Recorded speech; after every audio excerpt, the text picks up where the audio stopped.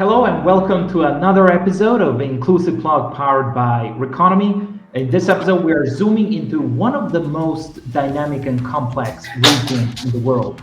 Amid shifting geopolitics, energy crises, ongoing invasion, countries like Armenia, Georgia, Azerbaijan, Moldova, and Ukraine are navigating deep transitions.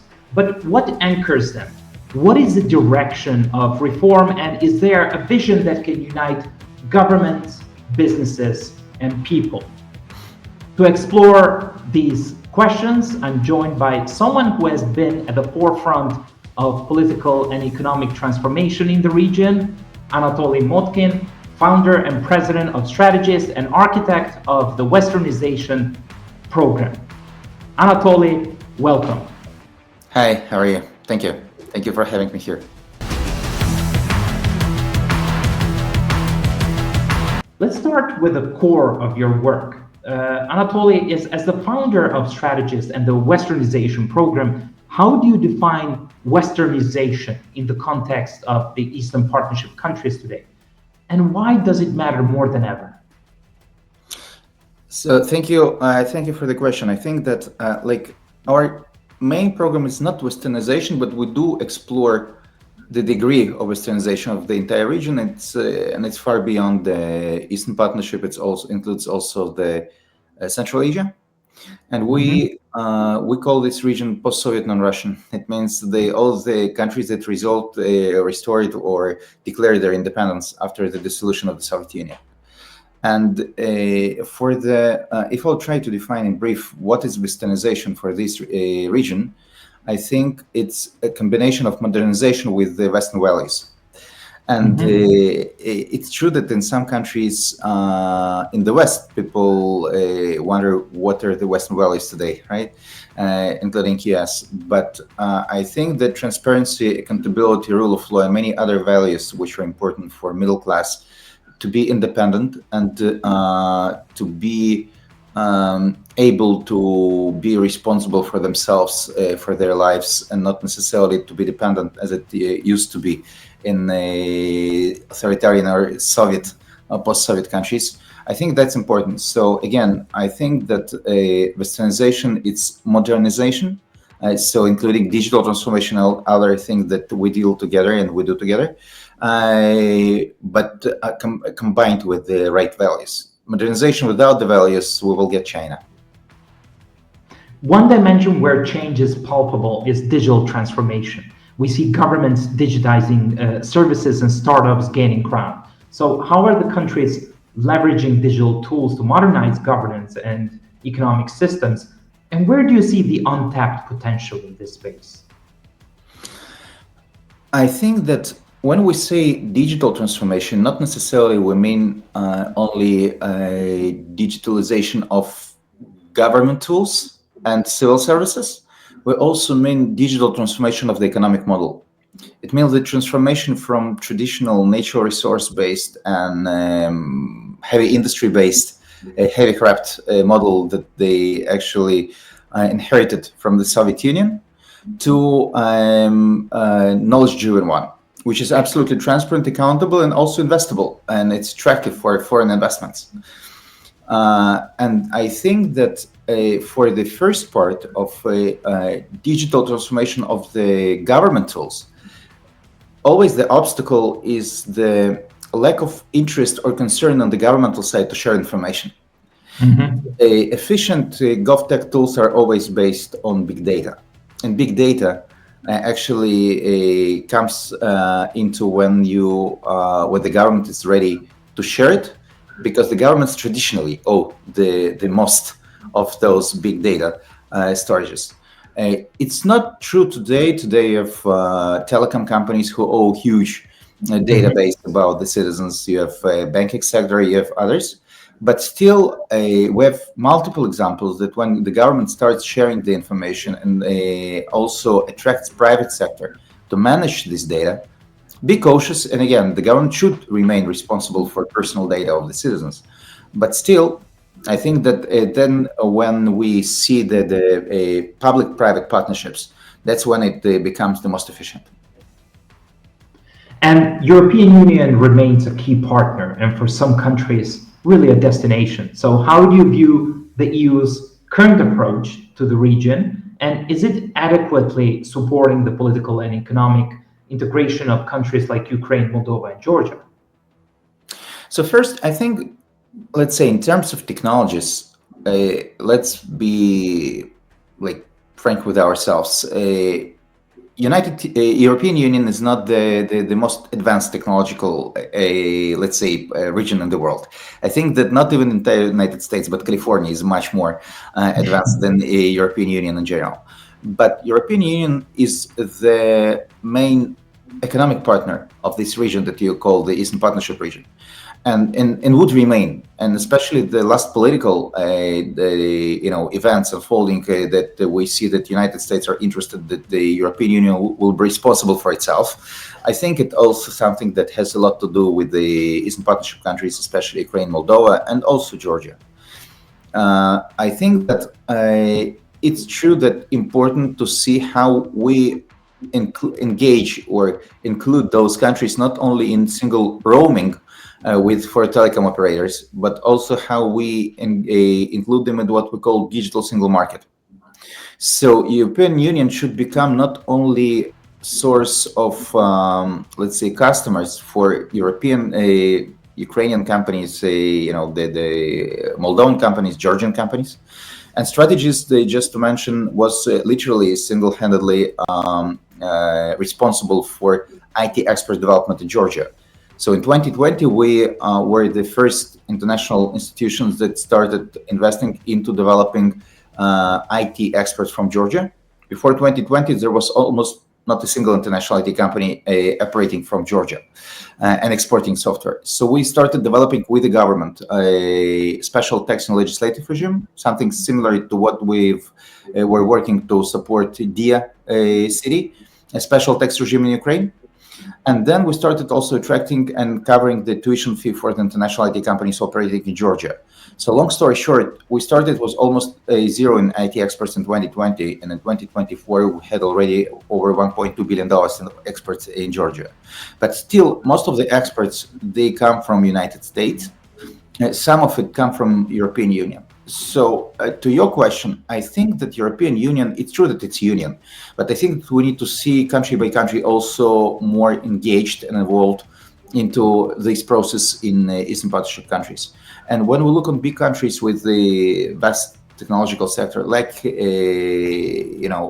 Germany, like France, like Holland, like Sweden, I think that also country by country, important to see them to be involved, and also I believe in people-to-people advocacy and also people-to-people diplomacy in horizontal relations. So I think that trade missions are also important. So to take the StrategEast launched a U.S.-Ukraine Tech Partnership Initiative. We're going to support this similar one with EU, but it's not only about Ukraine, and I think that these countries should motivate technological companies in these countries to be more involved, and to be more involved, they need to meet each other. So, for example, Ukrainian tech sector, it's over 300,000 engineers. They're developing, technological products and the backend for almost all Fortune 500 companies, all the biggest business in the world. But still, I think the majority of their efforts are dedicated to the United States, and I think that EU should somehow balance this balance. Mm-hmm. Mm-hmm. And how do you see these countries balancing their modernization agendas with environmental and climate commitments? Is there a synergy, or is it still a trade-off in most cases? I think that the climate agenda should be promoted by the governments, and should be promoted also by the partners and customers. So if we'll divide the three, I think it's less relevant, unfortunately, for the governments, because for Ukraine today, they have much bigger challenges than the climate, and it's Russian aggression. I think for Moldova, they do operate on this, let's say, in this sphere, but according to the program they implement jointly with EU. And here I think that Also, EU should put some KPIs for joint activities with those countries. And as for Georgia, I think that unfortunately we see huge decline in not only in democracy but also Georgian European collaboration these days. And we see public statements both by EU ambassadors and by the government of Georgia, and it doesn't seem like collaborative efforts. So I think that here the private sector should step in and play much more decisive role. And I believe that most of the customers of those companies, and we say that these customers come from United States and EU, I believe that for most of them, the hydra, all the carbon pollution and other stuff that we discuss when we talk about climate, they're important because they became already part of their DNA. Mm-hmm. And I think that they should understand that they should demand it and expect it also from the let's say the solution providers that they work with. And here I think that the values could follow the money. Mm-hmm. Mm-hmm. And what gives you hope that the vision of a more democratic, modern, and prosperous region is still within reach? Look, I think that it should be always natural, and it means that it should be embedded into DNA of the organic processes unfolding in the region. And why I'm a big believer that the digital transformation, and specifically the IT sector development, will deliver those, let's say, will transform the region in terms of values, especially the young generation, is that first, the tech guys became role model for many youngsters in the region because they're wealthier. The average salary, even in, let's say, in Ukraine, I believe it's about up to $1,000. I think less. It could be $600. And the average salary of tech sector there is 4 times more. It's $2.6 thousand. So for many youngsters, it's the best way to become at least, a middle class. In some regions, it maybe even to be perceived as wealthy. But the nature of the tech industry in the region that I just mentioned, that they work with international customers, like European companies, American companies, actually make them visiting those countries, meeting their folks, their peers there. They also communicate not only about technical issues, they communicate during all the day about different cultural issues. They start sharing the same cultural codes. Look in Belarus. In Belarus, before the elections in 2020, the 60,000 tech engineers there were absolutely Western-minded people. Many of them left. Some of them stayed. But when you look on countries like Ukraine, like Moldova, I think, and Georgia, by the way, they start sharing the same values. Their customers, friends, managers who live in Europe, who live in US, and they starting asking themselves the same questions as any Western-minded person would ask himself in those countries, but they also become less dependent on the state. And that's important. Like, they owe their prosperity to themselves and not to their, doesn't matter, authoritarian or democratic leader. And they actually start thinking what kind of country they want to themselves. Mm-hmm. So I think that it always, we need people who could actually feed themselves, but people also who start thinking like beyond the funding of their family issues, but rather what kind of environment would they prefer to themselves. And these guys become also as successful people, influentials and role models for their immediate environment. And that's also very important. And finally, for our community of development professionals and policymakers tuning in, if international development actors want to truly support these countries, where should they focus their efforts and resources in the coming years? Look, we have significantly less funds into investment agencies or development agencies, unfortunately, since January, February this year. But I think that most of the investments should come to sectors that generate jobs combined with values And I should mention that tech sector is unique in a way that each IT job created, it's not only one person, it's 4 or 5 more jobs created in unrelated sector. It's another taxi driver, another waitress in restaurant, and another construction builder. And we, as StrategEast, work hard to develop these capacities, not only the big centers and the capitals, but also regional centers, to provide ability to. So it's important for the development agencies to develop the regions. Many times we see that many of the efforts are invested into the capitals and the regional centers, and then we see big cities like with 1 million population or more. But then we see very wealthy, successful capital and very depressing suburbs, right? And that's something that we need to avoid.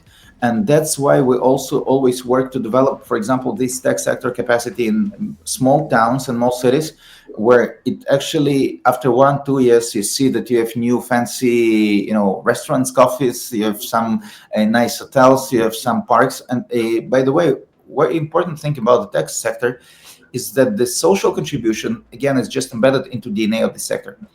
And I could just recall many times when the guys called me in Georgia and said, like, hey, could you please share the contact details of CEO of Georgian Airways, and asked what for do you need it? And they said, look, they have awful app and we use it. So we just want to develop and to deliver it for free.